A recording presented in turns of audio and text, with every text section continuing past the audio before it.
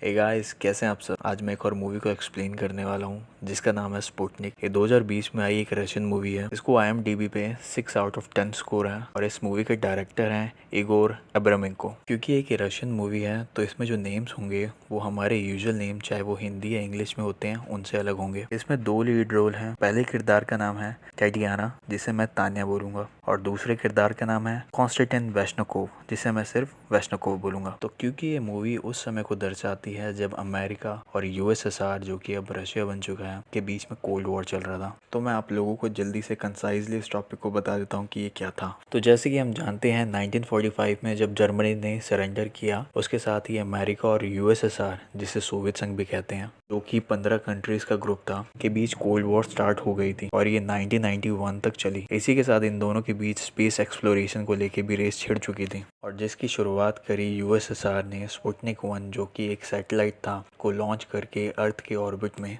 और जो पहला इंसान स्पेस में भेजा गया था वो भी USSR द्वारा भेजा गया था 1961 में, और इनका नाम था यूरी गैगरिन। लेकिन मूवी में USSR द्वारा भेजे गए पहले कॉस्मोनॉट्स के नेम और साथ ही टाइम दोनों अलग हैं। और एक और बात, जैसे अमेरिका अपने स्पेस में ट्रैवल करने वालों को एस्ट्रोनॉट्स बोलता है, वैसे ही रशिया और उस समय का USSR उनको कॉस्मोनॉट्स बोलता है। और 2022 में इंडिया जो गगनयान मिशन एक्सपेक्ट कर रहा है, उसमें ट्रैवल करने वालों को व्योमोनॉट्स बोला जाएगा। तो चलिए मूवी में फैक्ट्स को एक्सपेक्ट ना करते हुए मूवी को एक्सप्लेन करना स्टार्ट करते हैं।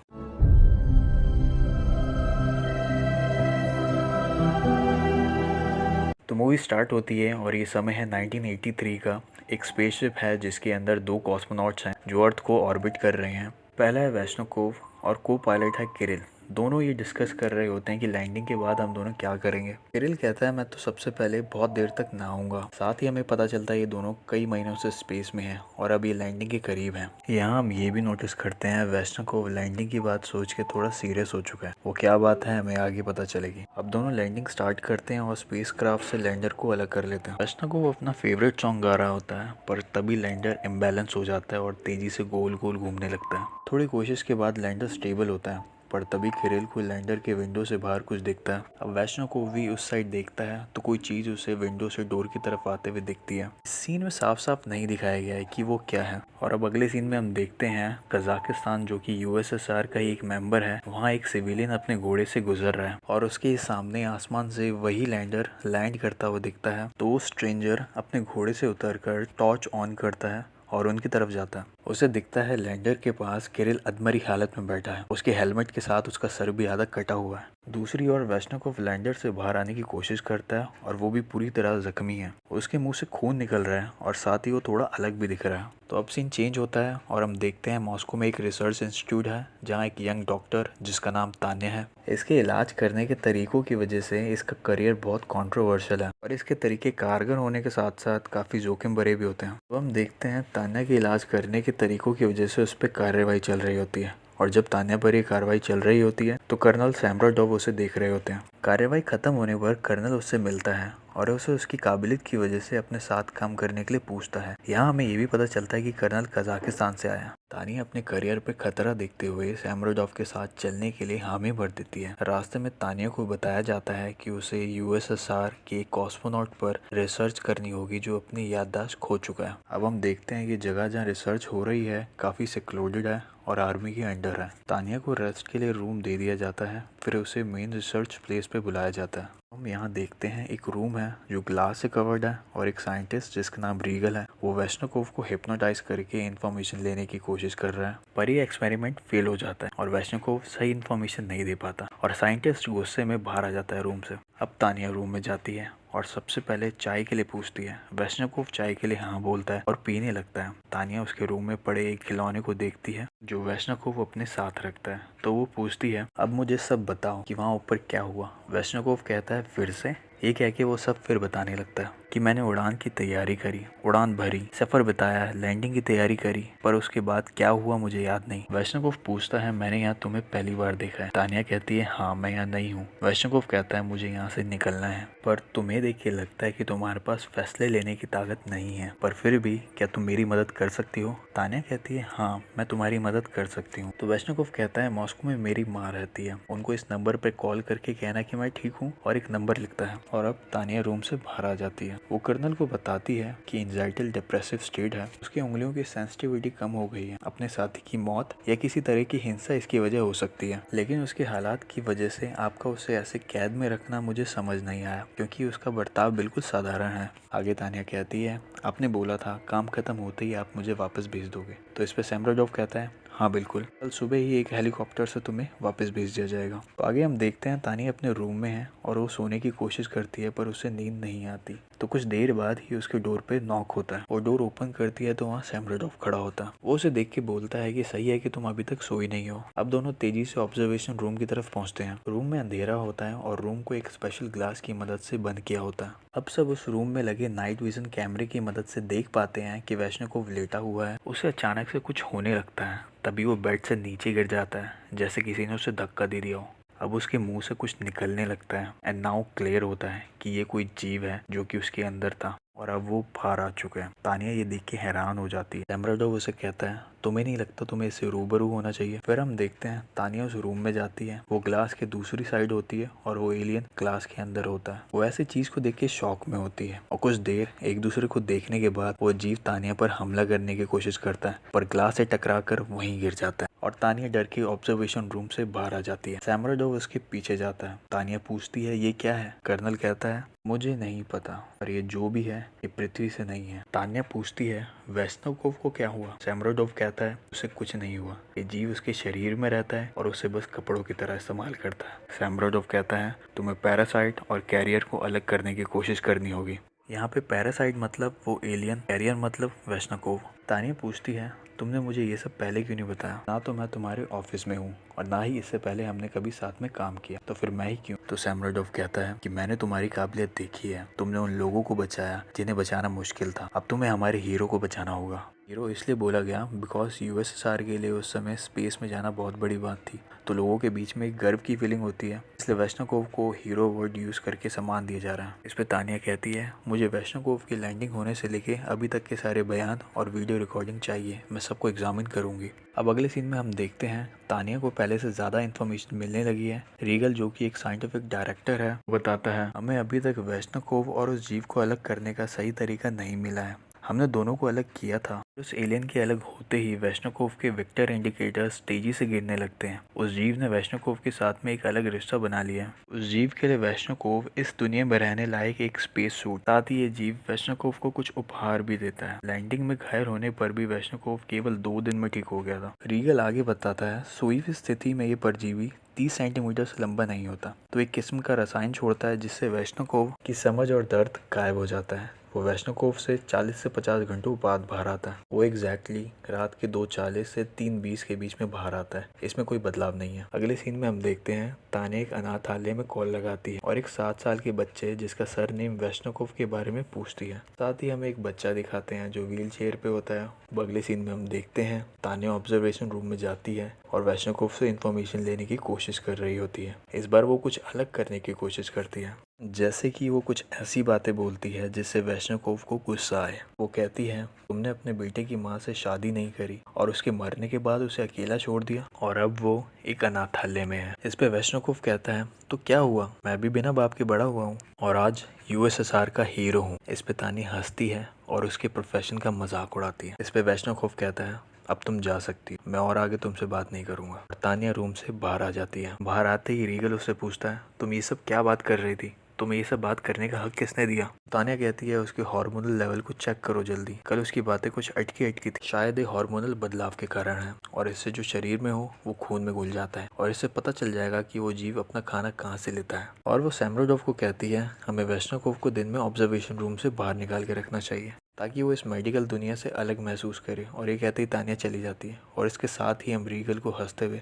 और सैमराडोफ को मुस्कुराते हुए देखते हैं, यानी ये दोनों अभी भी कुछ छुपा रहे हैं। आगे हम देखते हैं वैष्णव को एक नया रूम दिया जाता है जहाँ एक टीवी होता है पर वो चल नहीं रहा होता। वैष्णव किसी तरीके से उसे चला देता है और इससे हमें पता चलता है कि वो एक शातिर इंसान है। टीवी में न्यूज़ चल रही होती है और उसमें बताया जा रहा होता है कि सभी कॉस्मोनॉट्स का इंतजार कर रहे हैं और उनकी लैंडिंग के बाद उन्हें 3 हफ्तों के लिए रिहैब सेंटर में रखा गया है क्योंकि वो दोनों इतने समय से 0 ग्रेविटी में थे। इसके बाद सब लोग अपने हीरो से मिल पाएंगे। ये सुन के वैष्णव को गुस्सा हो जाता है। बिकॉज उसका साथी मारा जा चुका होता है और ना ही वो लोग रिहैब सेंटर में होते हैं। तभी उसे किसी के आने की आवाज़ आती है। वो जल्दी से टीवी को बंद कर देता है और नॉर्मल हो जाता है। तो वो देखता है कि तान्या आई होती है। वो उससे पूछता है तुम क्यों आई हो। तान्या कहती है मैं तुमसे माफ़ी मांगना चाहती हूँ। मैंने जो भी बोला वो तुम्हें उकसाने के लिए बोला ताकि तुम्हारे अंदर के बदलाव को देखा जा सके। तान्या जाने लगती है तो वैष्णव कहता है मुझे बच्चे के बारे में नहीं पता था, उसने कभी बताया नहीं। उड़ान से 1 हफ्ते पहले रोस्टोक से कॉल आया कि वो मर गई है और बच्चे को अनाथालय भेजा जा रहा है। तो मैंने सोचा आने के बाद उससे मिलूंगा, इसमें मैंने क्या गलत किया। और तान्या चली जाती है। अगले सीन में हम देखते हैं वैष्णव अनकॉन्शियस होता है और वो क्रीचर बाहर आ चुका होता है और सब उसको ऑब्जर्व कर रहे होते हैं। तान्या रूम में जाती है और उस जीव के बिहेवियर को जानने की कोशिश करने लगती है। वो लेटती है तो वो जीव भी लेटता है, यानी कि उसे इमिटेट करता है। तभी वो खिलौना जो वैष्णव को वो अपने साथ रखता था पर तान्या का पैर लग जाता है। वो क्रीचर उसे देखने लगता है। तान्या कहती है इस ग्लास को उठाओ। रीगल और सैमराडॉफ कैमरे से देख रहे होते हैं। वो दोनों हैरान हो जाते हैं। रीगल पूछता है आर यू श्योर। तान्या कहती है यस। तो पहले तान्या को स्पेशल सूट पहनाया जाता है, देन ग्लास को उठा दिया जाता है। वो अंदर जाती है और उस खिलौने को उसके पास रख देती है और वो जीव उस खिलौने पर लिपटने लगता है जैसे कि उसे वो पसंद हो। और अब तान्या इस समय उस जीव को छूने की कोशिश करती है पर उसका पैर फिसल जाता है और वो जोर से गिर जाती है। गिरने के कारण तेज आवाज होती है जिससे वो क्रीचर अब तान्या की ओर देखने लगता है और तान्या के पैर पे हमला कर देता है। सैमराडॉफ जल्दी से अपने सैनिकों को भेजता है तान्या को बचाने के लिए और उस रूम की लाइट्स को ऑन कर देता है जिससे वो जीव तान्या को छोड़ देता है और तान्या के बाहर निकलते ही ग्लास को बंद कर देता है। इस हमले से सैमराडॉफ बहुत गुस्सा हो जाता है और उस ग्लास के सामने आके खड़ा हो जाता है और अब वो क्रीचर और सैमराडॉफ एक दूसरे को देख रहे होते हैं। आगे हम देखते हैं सैमराडॉफ तान्या से उसके रूम में मिलने जाता है और उसकी सेहत के बारे में पूछता है। तान्या कहती है मैं ठीक हूँ और इससे हमें कुछ बातें पता चली हैं कि वो वैष्णव को बेहोश नहीं करता है। जब मैंने उसे खिलौना दिया तो उसने उस खिलौने के साथ वैष्णव जैसा बिहेव किया, यानी कि वो वैष्णव के अंदर रहता है और ये दोनों सेम इमोशन को शेयर करते हैं। तान्या कहती है बाकी और जानकारी के लिए हमें इसे मॉस्को लेके जाना होगा। इस पे सैमराडॉफ कहता है क्या तुम्हें पता है कि अभी तक हम इसे मॉस्को क्यों नहीं भेज रहे? क्योंकि अभी तक हम नहीं जानते कि ये क्या है। क्या पता ये सिर्फ एक लार्वा है, कल ये इतना बड़ा हो जाए कि हम इसके सामने बोने लगने लगे। वो कहता है अगर ऐसे ही चलता रहा तो हमें इसका बलिदान देना पड़ेगा। तो इस पर तान्या कहती है वो यूएसएसआर का हीरो है, आप लोग उसके साथ ऐसा कुछ नहीं कर सकते। इस पे सैमराडॉफ कहता है हीरो है इसलिए उसे हर बलिदान के लिए तैयार रहना चाहिए। अगले सीन में हम देखते हैं तान्या उस क्रीचर की फुटेज देख रही होती है और उसे उस फुटेज में कुछ सीन गायब दिखते हैं, यानी कि कुछ सीन काटे हुए होते हैं। वो इन सब चीज़ों के बारे में रीगल से पूछती है। रीगल कहता है तुम अपने काम पर ध्यान दो, इन सब चीज़ों में घुसने की ज़रूरत नहीं है। तान्या कहती है मुझे पता है तुम मुझसे कुछ छुपा रहे हो और मुझे ये भी पता है तुम यहाँ पे सिर्फ नोबेल प्राइज़ के लिए हो और मेरी मदद के बिना तुम्हें वो कभी नहीं मिलेगा। वो कहती है जो भी सीक्रेट है तुम मुझे बता दो और मैं तुम्हारी मदद करूंगी। इसके बारे में सैमराडॉफ को बताने की ज़रूरत नहीं है। इस पे रीगल सहमति जताता है और दोनों रात को मिलते हैं। रीगल तान्या को एक जीप में छुपा देता है और उस जीप को चलाते हुए एक कॉन्फिडेंशियल जगह पे पहुंचता है जहां काफ़ी सिक्योरिटी होती है। अब वो जीप से बाहर आता है और तान्या को जीप के अंदर रहने के लिए ही बोलता है और उसे एक नाइट विजन बाइनोकुलर देता है। कहता है ज़ाया मत करना, इसकी बैटरी सिर्फ 10 मिनट की है। सामने एक केज होता है जिसमें एक इंसान को लाया जाता है और उसके हाथ बंधे हुए होते हैं। उसे उस केज के अंदर डाल देते हैं एंड नाउ लाइट्स बंद होती हैं और रिवील होता है कि जिस रूम में वैष्णव को रखा गया है उसी के पीछे वाले दरवाजे से ये केज कनेक्टेड होता है। डोर ओपन होता है और वो क्रीचर उस इंसान की ओर आता है। तान्या भी ये बाइनोकुलर से देख रही होती है। तभी वो जीव उस इंसान पर हमला करता है और एक ही बार में उसका सर धड़ से अलग कर देता है। इसे देख के तान्या बहुत डर जाती है। वो दोनों वापस आ जाते हैं। तान्या काफ़ी परेशान दिख रही है। रीगल उसे बताता है वैष्णव की हालत खराब होने लगी थी इसलिए हमने उस जीव को क्या क्या नहीं खिलाया, चूहे, सुअर। फिर आखिर में सैमराडॉफ ने एक कैदी को उस जीव को खिलाने के लिए बोला और इसके बाद से वैष्णव तेजी से ठीक होने लगा। वो बताता है उस जीव के लिए सिर्फ हत्या जरूरी नहीं है, वो चाहता है उसका शिकार उसे देखे और डरे। इंसान का विकसित दिमाग जब वो डरता है तो वो कोर्टिसोल बनाता है और वो जीव इसी पे पलता है। ये सीन खत्म होता है और अगले सीन में हम देखते हैं वैष्णव को अपने रूम में टीवी देख रहा है। तभी तान्या आती है और उसे वॉक के लिए पूछती है। दोनों बाहर बैरिकेड्स के अंदर वॉक कर रहे होते हैं। तान्या वॉक करते हुए वैष्णव को बताती है कि हम स्पेस से एक मेहमान लेके आए हैं जो कि तुम्हारे अंदर रहता है और इंसानों को खाता है, पर हम तुम्हें अलग कर सकते हैं। इस पे वैष्णव पूछता है क्या तुम पे कोई नजर रख रहा है? तान्या कहती है पता नहीं। पे वैष्णव कहता है रात को मिलने आना, तुम्हें सब पता चल जाएगा। वैष्णकोव को रोज रात को नींद की दवाई दी जाती थी, जो इस बार वो खाने का नाटक करता है पर खाता नहीं, और उस दवा को उस पर नजर रख रही रिसेप्शनिस्ट की चाय में मिला देता है, जिससे कि वो सो जाती है। अब वो और तानिया एक जगह मिलते हैं और किसी तरीके से सिक्योरिटी कैमरे को चकमा देके उस रूम में पहुंच जाते हैं, जहां उन सब की डेड बॉडी होती है जिनको उस जीव ने खाया होता है। उनकी पूरी बॉडी सही सलामत होती है, सिर्फ दिमाग का एक खास हिस्सा खाया होता है। तानिया वैष्णकोव को पूछती है, क्या तुम्हें वो सब महसूस होता है? इस पे वैष्णकोव कहता है, मुझे सब याद है और मुझे सब महसूस होता है। तानिया कहती है, जब तुम्हें सब पता है तो तुम बता क्यों नहीं देते? वैष्णकोव कहता है, तुम्हें क्या लगता है अगर मैंने सब कुछ बता दिया तो क्या सैमराडोव मुझे यहाँ से जाने देगा? मेरी मदद करो तान्या, बस वो करो जो तुम कर रही हो। बस 2 हफ्तों के बाद मॉस्को से कमीशन आएगी और मुझे यहाँ से ले जाएगी, फिर सैमराडोव कुछ नहीं कर पाएगा। इस पे तान्या कहती है, और 2 हफ्तों तक लोगों को मरने दूँ? इस पे वैष्णकोव कहता है, तुम मेरी जगह होती तो क्या करती? अपना सर दीवार पे मार देती। इस पे तान्या कहती है, हाँ, और वो चली जाती है। आगे हम देखते हैं जब तानिया जा रही होती है तो उसे सिपाही घेर लेते हैं और सैमराडोव के पास ले जाते हैं। सैमराडोव कहता है, मुझे तुम्हें सब कुछ पहले ही बता देना चाहिए था। इस पे तानिया कहती है, क्या बता देना चाहिए था? तुम उस जानवर को जिंदा लोग खिलाते हो। सैमराडोव कहता है, हम नहीं जानते ये इस हालत में कब तक रहेगा, जो इसे कंट्रोल करेगा वही जीतेगा।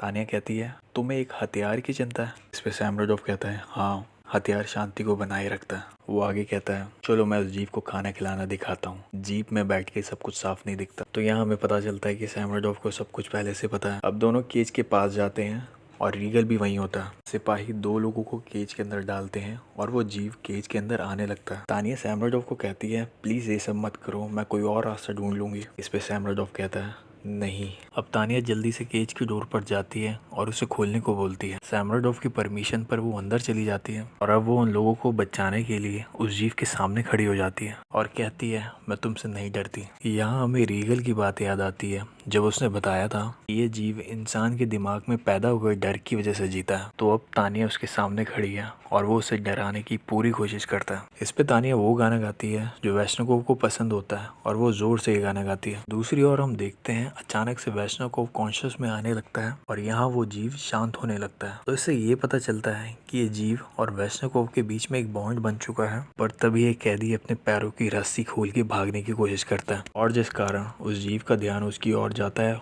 और वो उस पर झपट के एक ही बारी में उसे मार डालता है। और अब तानिया उस केज से बाहर आ चुकी है। सैमराडोव उसके पास आता है और पूछता है, वैष्णकोव उस जीव को कंट्रोल कर सकता है? तानिया कहती है, अभी तक तो नहीं। यहाँ हम देखते हैं सैमराडोव को वैष्णकोव में एक अपॉर्चुनिटी दिखती है। वो कहता है, ये तुम्हारे सिवा ये काम कोई और नहीं कर सकता, तुम्हें उसे इसे कंट्रोल करना सिखाना होगा। अगले सीन में हम देखते हैं रीगल और तानिया कुछ काम कर रहे होते हैं। इसी बीच तानिया उसे धीरे से बोलती है, आज रात 2 बजे मेडिकल स्ट्रक्चर में। रीगल पूछता है, ये क्या है? तानिया कहती है, आज हम सब यहाँ से भागने वाले हैं। इस पे रीगल कहता है, मैं नहीं। पर किसी तरह तानिया उसे मना लेती है। अगली सीन में हम देखते हैं वो दोनों रात को मिलते हैं और तानिया एक सिपाही को नींद का इंजेक्शन लगा के उससे पिस्टल ले लेती है। अब वो वैष्णकोव के रूम में जाती है और वो वैष्णकोव को बताती है कि कोई कमीशन तुम्हें यहाँ बचाने नहीं आने वाली। सैमराडोव उस जीव को यहाँ से जाने नहीं देगा। वैष्णकोव कहता है, तुम केज में क्यों आई? मैं तुम्हें मार सकता था। इस पर तानिया कहती है, तुमने नहीं मारा क्योंकि मैं तुम्हें पसंद हूँ। और यहाँ हमें ये क्लियर होता है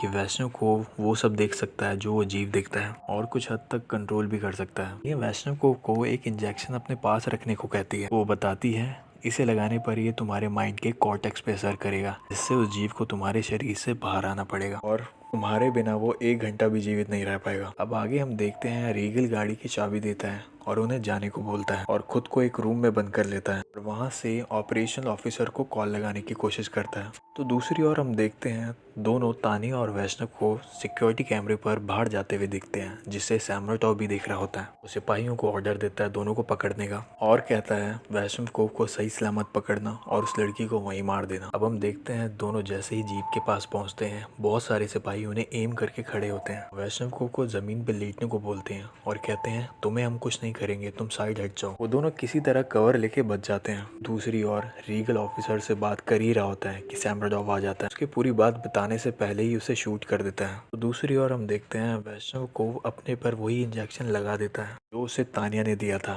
जिस वजह से अब वो जीव बाहर आ जाता है और सब सोल्जर्स को मारने लगता है। एंड इसका फायदा उठा के तानिया वैष्णव को जीप में डालती है और वो लोग वहाँ से भाग जाते हैं। अब वो जीव सब सोल्जर्स को मार चुका है एंड अब सैमराडोव वहाँ आता है और वो जीव वहीं नहीं होता है। अब दोनों के बीच में लड़ाई होती है और वो जीव सैमराडॉफ का हाथ काट देता है और साथ ही सैमराडॉफ उसे शूट करके अधमरा कर देता है। तो यहाँ दूसरी ओर जैसे ही उस जीव को गोलियां लगती हैं, यहाँ वैष्णव के मुंह से खून आने लगता है और उसकी हालत बहुत ख़राब हो जाती है। तो तानिया उसे गाड़ी से बाहर निकालती है और दूर से आर्मी का ट्रक आते हुए दिखता है एंड उसमें से सैमराडॉफ निकलता है। तानिया उसे कहती है ये दोनों एक दूसरे के बिना जिंदा नहीं रह पाएंगे, पर सैमराडॉफ तानिया से गन छीन कर उसे मारने लगता है। साथ ही वो लोग एक पिंजरे में उस जीव को भी लेके आए होते हैं, उसकी हालत भी बहुत खराब होती है और यहाँ सैमराडॉफ तानिया को मार रहा होता है। इस पे वैष्णव को गुस्सा आता है और तभी हम उस जीव को भी उठते हुए देखते हैं और वो आसानी से सभी सिपाहियों को मार देता है और आखिरकार वो सैमराडॉफ पे हमला करता है और इस बार वो उसे मार देता है एंड अब वो जीव वापस वैष्णव के अंदर चला जाता है। तो साथ ही वैष्णव को अब नॉर्मल होने लगता है। तानिया कहती है अब सब ठीक हो जाएगा,